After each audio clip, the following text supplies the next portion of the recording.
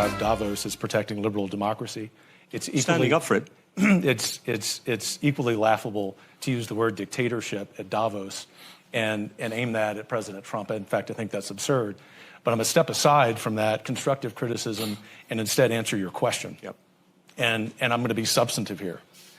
President oh boy, he is. Trump, if he's the next president, for that matter, I think he's an inevitability. I do. I think he's an inevitability at this point because you can only cheat a few degrees, right, before everybody knows. I mean, but everybody knew in the last one too, but they all just pretended they didn't, right? But you get like now it's to nobody's advantage anymore. It's over, right? They know it's over, right? But they're going to do it to a degree or two.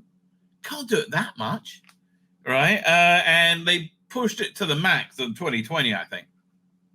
Oh, here's a question. We're in New Hampshire. In New Hampshire is where the next big primary election going on, which Donald Trump is a runaway success.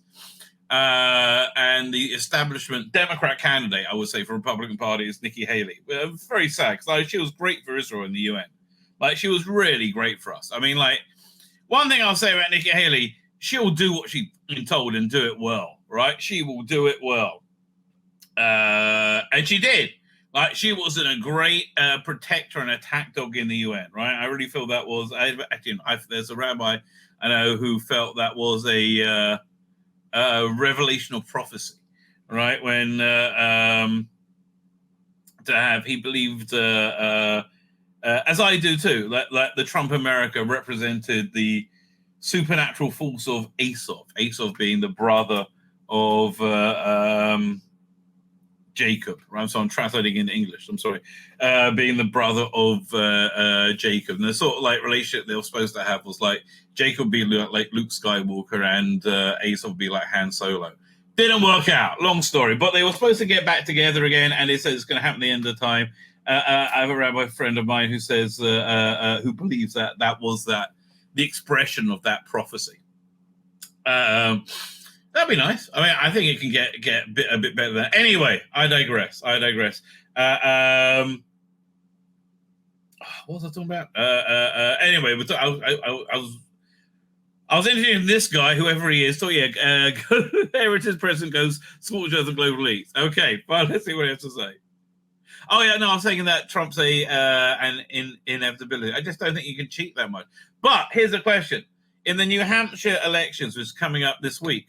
Same week as, I think maybe the same day as the Jewish holiday of Tu B'Shvat, the New Year for Trees, which is a significant step in the direction of whatever your year is going to be, right? You get an inkling of it around Hanukkah, around just before Christmas, right? This year. And I don't what was really happening there. I guess the war was becoming. I mean, that's really this is what happened at Hanukkah. The war became background, right? It was like something that was we live with now, right? Up until then, it was constant shock and horror, but it became background because by them, right? And it's still terrifying, but it's like. Yeah, it's something you kind of got used to. So I don't know. And then the year actualizes at Easter time, like at Passover. Who knows? So we're on a direction there, and we're supposed to get a hint if you can look. You probably kind of work these things out in hindsight. We're supposed to get a hint of what what it is to come. Maybe. Right, or the direction we're going this week. So maybe there'll be cheating in this primary, like there is in all the Democrat stuff, right? Because Nikki Haley's going down in flames, and she is their last hope, right? Nikki Haley is their last hope, right? Not doing well. Anyway, I think whoever the next conservative president is going to take on the power of the elites, which I mentioned earlier. But the thing that I want to drive home here, the very reason that I'm here at Davos, is to explain to many people in this room and who are watching, with all due respect, nothing personal, but that you're part of the problem. Political elites tell the average people on 3 or 4 or 5 issues that the reality is X, when in fact reality is Y. Yes. Right. Yes. I think he's going to outline. I don't want to steal his thunder.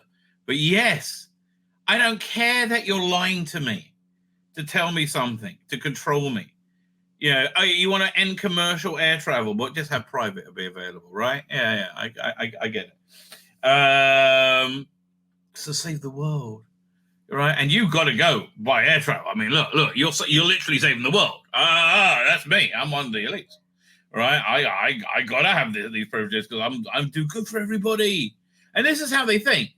This is really genuinely how they think. Take immigration. Elites tell us that open borders and even illegal immigration are okay. We're stronger together, bigot. The average person tells us in the United States that both rob them of the American way of life. They're right. Yeah, they're right. They are right. And it's not like we're not noticing. Right. President Trump will take that on behalf of the average American.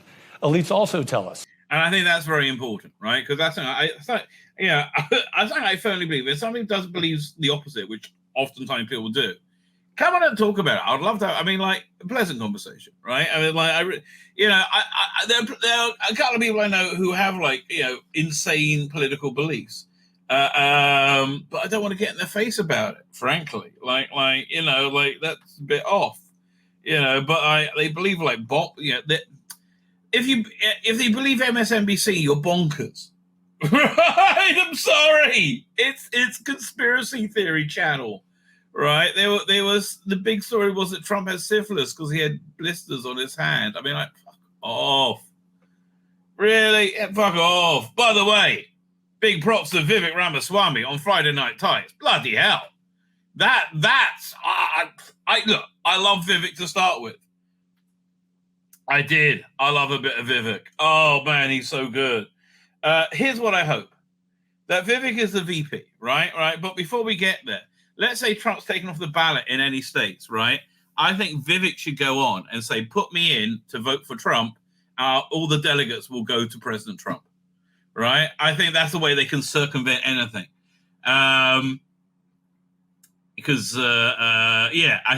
think stuff like that will go down, right? So I think Trump's an inevitability. They fucked up too much. Right? Like bread and circuses. How simple is that, you dumb fucks? Bread and circuses. You took away the food and the entertainment. Oh no! The people are dissatisfied. That's weird.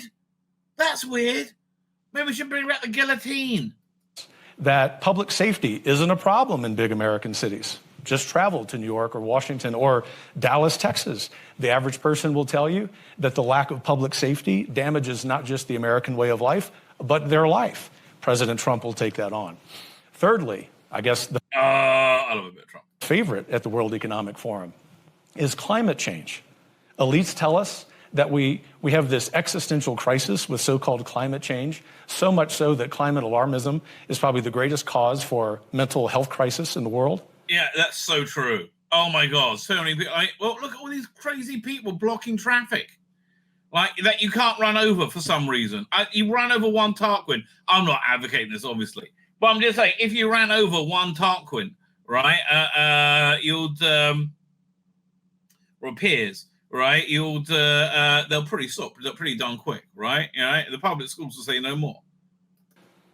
The solutions, the average person know, based on climate change, are far worse and more harmful and cost more human lives, especially in Europe during the time that you need heating, than do the problem and the problems themselves. Fourth, two more here, Robin. I mean, let's point this out. A lot of people are listening from England right now, freezing their bollocks off because you can't afford to heat a house and it's freezing. It's insane. Right? It's freaking insane. I mean, look, it's a bit nippy here in Israel, but England and America is just out of control. And again, bread and circuses. They took away the entertainment. Everything was a scold. Everything was a lecture. Everything was having your finger wagged in your fucking face.